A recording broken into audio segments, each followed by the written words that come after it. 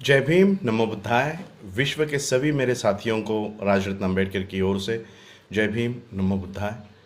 आज मैं आप सभी लोगों को डॉक्टर बाबा साहब अम्बेडकर जी के परिवार का एक सदस्य होने के नाते एक अपील करना चाहता हूँ। ये अपील करने से पहले मैं आप लोगों को बाबा साहब अम्बेडकर जी की एक बात बताना चाहता हूँ।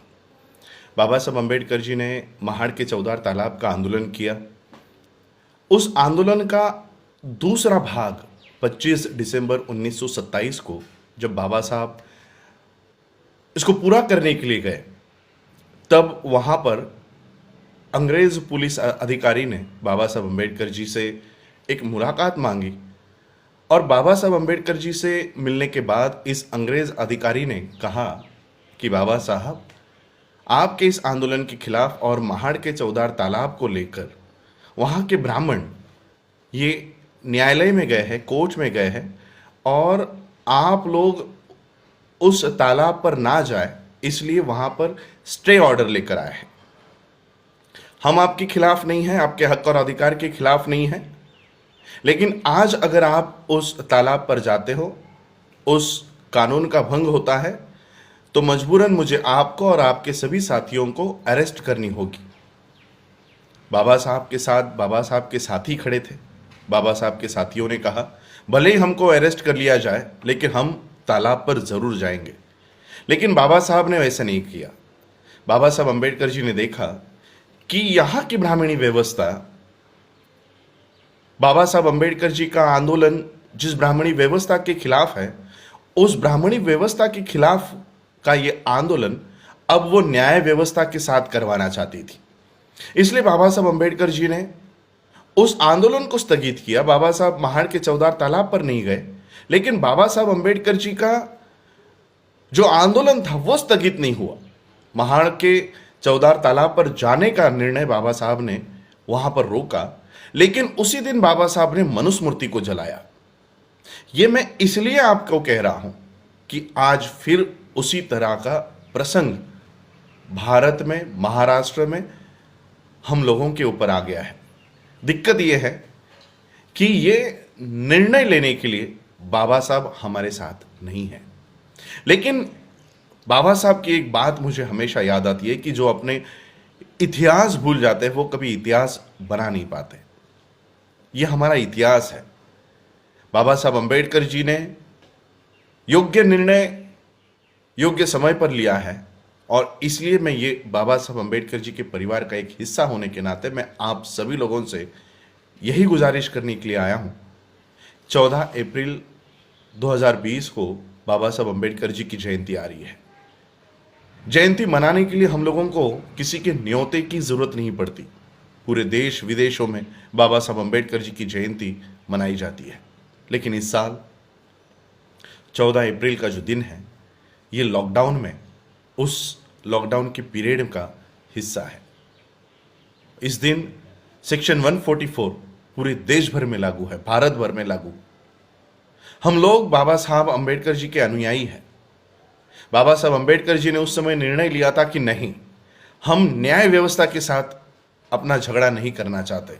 इस देश की ब्राह्मणी व्यवस्था के साथ, इस देश में हो रहे असमानता के साथ, भेदभाव के साथ हमारा झगड़ा है।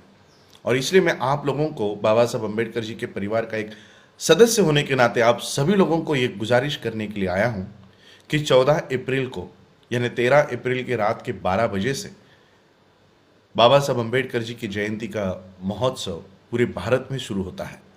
लेकिन इस 13 अप्रैल को मैं आपसे विनती करूँगा कि आप लोग रास्तों के ऊपर ना आए, सड़कों पर ना आए, फटाके ना फोड़े, गुलाल ना उड़ाए, ढोल ताशे ना बजाए, क्योंकि इस देश की न्याय व्यवस्था,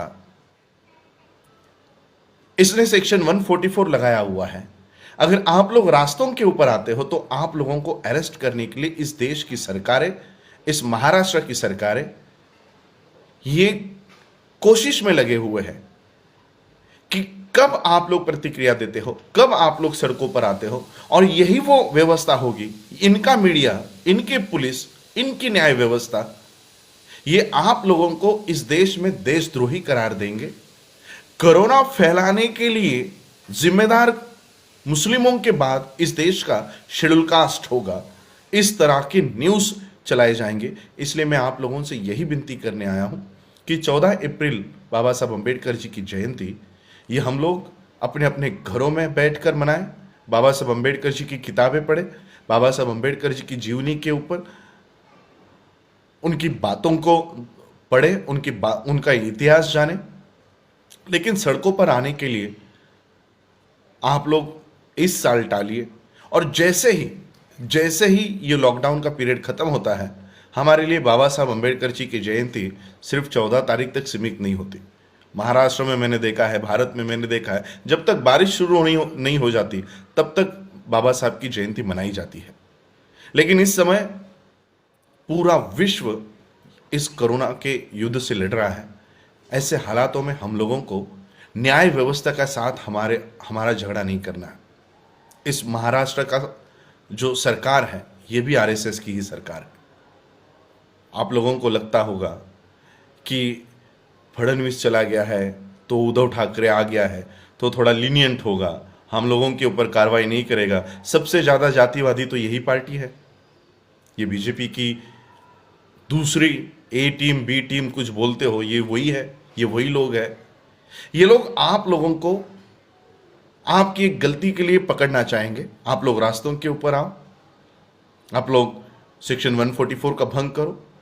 हम लोगों ने 2018 में हमारे 35,000 बच्चों को महाराष्ट्र में झूठी एफआईआर्स में फंसते हुए देखा है।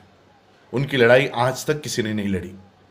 आज भी हमारे बच्चे जो आईएएस एस्पिरेंट्स हैं, यूपीएससी एमपीएससी की पढ़ाई कर रहे थे, बैंकिंग की पढ़ाई कर रहे थे, आज वो बच्चे कोर्ट के दरवाजे के चक्कर लगाते रहते हैं। और इसलिए मैं आप सभी लोगों से ये विनती करना चाहता हूं, उस समय तो जो पुलिस थी वो गोरों की थी, लेकिन आज की पुलिस गोरों की नहीं, ये चोरों की पुलिस है। और इसलिए हम लोगों को अपने ओर से कोई भी ऐसा मौका इस देश के, इस महाराष्ट्र के पुलिस को, न्याय व्यवस्था को नहीं देना है जो हम लोगों के ऊपर कानूनी कार्रवाई कर सके। इसलिए अपने अपने घरों में बैठकर बाबा साहब अम्बेडकर जी की जयंती मनाएं, बाबा साहब अम्बेडकर जी की जीवनी के ऊपर पढ़े। और पूरे वर्ल्ड के लोगों को मैं ये कहना चाहता हूँ कि पूरा सिर्फ महाराष्ट्र या पूरा भारत नहीं, पूरा वर्ल्ड इस कोरोना वायरस से लड़ रहा है। और क्योंकि मैं भी मेरे जून तक के सारे शेड्यूल तय थे। 14 तारीख को मैं लंदन में था, उसके बाद सैन फ्रांसिस्को कनाडा, और फिर वर्ल्ड फेलोशिप ऑफ बुद्धिस्ट की मेरी मीटिंग थी बैंकॉक में। ये सारा आज ठप है। और इसलिए वर्ल्ड के लोगों को मैं ये कहना चाहता हूँ कि बाबा साहब की जयंती ये बहुत ही सादे और सरल तरीके से मनाएं, ज़्यादा लोग इकट्ठा ना हो। और मैं आपको और एक बताना चाहता हूँ, ये साल जो है 2020, 1920 में बाबा साहब अम्बेडकर जी ने सबसे पहली बार उनका मीडिया खड़ा किया था, उनका पेपर खड़ा किया था। उस बात को 100 साल पूरे हो चुके हैं। तो इस साल मैं आप लोगों को कहना चाहता हूं, 100 साल इस घटना को पूरे हुए कि बाबा साहब अम्बेडकर जी का मीडिया 100 साल पहले हुआ करता था। क्या बाबा साहब अम्बेडकर जी का मीडिया 100 साल के बाद नहीं हो सकता? इस साल की जयंती, जो पटाखे आप लाते थे, जो गुलाल लाते थे, जो डीजे लगाते थे, जो ढोल ताशे मंगाते थे, वो सारा पैसा अपने मीडिया को खड़ा करने में लगाओ। आंदोलन नहीं रुकना चाहिए। एक जयंती हम लोग घर में बैठ के मनाएंगे, लेकिन उसी साल देश विदेश का एक मीडिया, एक चैनल, न्यूज़ चैनल हमारा खड़ा होना चाहिए। जिस तरह से आज तक जी न्यूज़, ये मोदी की गुणगान गाने वाले चैनल्स चल रहे हैं, उसी के बगल में बाबा साहब का चैनल। इन लोगों को डट कर प्रोफेशनली तरीके से, कोई छोटे मोटे एंकर्स और इसको लेकर नहीं, प्रोफेशनल तरीके से हम लोगों को ये चैनल खड़ा करना है। ऐसा पण लेकर चलो और बाबा साहब का एक ऑब्जेक्टिव, बाबा साहब का एक काम इस जयंती में पूरा करने की ताकत अपने आप में रखो। और इस तरह से बाबा साहब अम्बेडकर जी को अभिवादन करो। 100 साल पहले अगर बाबा साहब का मीडिया हो सकता है, तो 100 साल के बाद बाबा साहब का मीडिया क्यों नहीं हो सकता? हम अपने सैलरी का, आधा हिस्सा या कहो कि पूरी मंथ की सैलरी हम बाबा साहब के चैनल के लिए लगाएंगे और इसी तरह का एक अभिवादन बाबा साहब को करने का एक पण करके ये जयंती हम लोग इस तरह से मनाएं। यही मैं अपील आप लोगों से करना चाहता हूँ। महाराष्ट्र, देश और विदेश के लोगों को यही कहना चाहता हूँ कि बाबा साहब की जयंती 14 अप्रैल को आ रही है। लॉकडाउन का पीरियड है, कोरोना से हम लोग जूझ रहे हैं। इन हालातों में हम लोगों को सादे और सरल तरीके से ये जयंती मनाएं। खास करके मैं महाराष्ट्र के लोगों को कहना चाहता हूं कि किसी भी तरह से प्रतिक्रिया न देते हुए केवल सादे तरीके से अपने घरों में ही बैठकर ये जयंती मनाएं। महाराष्ट्र के पुलिस को जो जाति वाद करने वाली पुलिस है, जो जातिगत अन्याय करने वाली पुलिस है, आप लोगों ने खुद देखा है कि बीड़ की एसपी क्या कह रही थी कि दलितों को मैं पीट पीट कर, जब पता चलता है कि ये दलित है, शेड्यूल कास्ट का है, तो उनको ज़्यादा पीटा करती हूँ। इस तरह के एसपीज पूरे महाराष्ट्र में है और इसलिए मैं आप लोगों से कहना चाहता हूं कि किसी भी तरह की प्रतिक्रिया देने के लिए रास्तों के ऊपर ना आए और हम लोगों को जो ये थप्पा लगाना चाहते हैं वो थप्पा अपने आप पर ना लगाओ। यही अपील मैं करता हूं, यहीं पे रुकता हूं। जय भीम, जय भारत, जय बुद्ध।